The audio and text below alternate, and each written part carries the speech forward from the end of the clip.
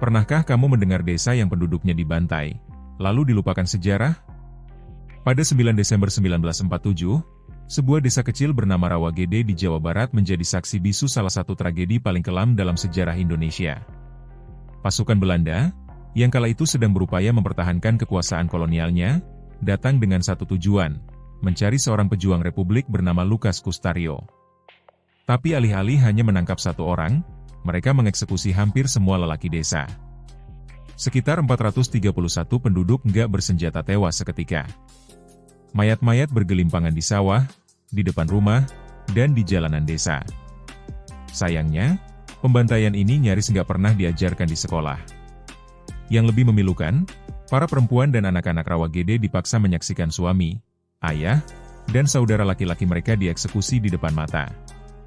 Nggak ada pengadilan, nggak ada ampun. Semuanya terjadi hanya dalam hitungan jam, lalu pasukan Belanda pergi meninggalkan desa yang berubah menjadi lautan darah. Bagi Belanda, operasi ini dianggap normal dalam upaya menumpas gerilyawan. Bagi rakyat Indonesia, ini adalah teror yang membekas turun-temurun. Anehnya, tragedi Rawagede lama sekali nggak pernah dibicarakan secara terbuka, seolah hilang di balik riuhnya narasi kemerdekaan.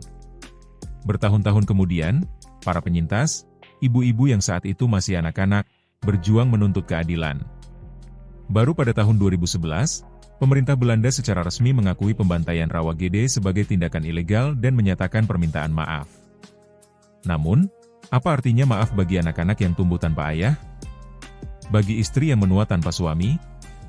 Beberapa keluarga korban menerima kompensasi, tapi luka sejarah tetap terpatri.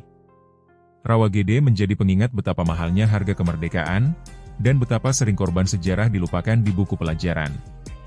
Hingga kini, Rawagede, yang kini bernama Balongsari, masih berdiri sunyi dengan monumen peringatan kecil di tengah desa.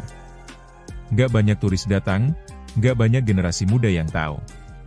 Padahal di sanalah kita bisa belajar bahwa penjajahan nggak hanya soal politik, tapi juga tentang nyawa yang direnggut paksa.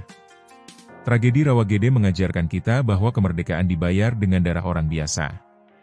Kisah ini pantas terus diceritakan, agar kita nggak pernah lupa betapa mahalnya arti merdeka. Pernahkah kamu mendengar cerita Rawagede? Tulis pendapatmu di komentar dan subscribe untuk kisah sejarah Indonesia lainnya.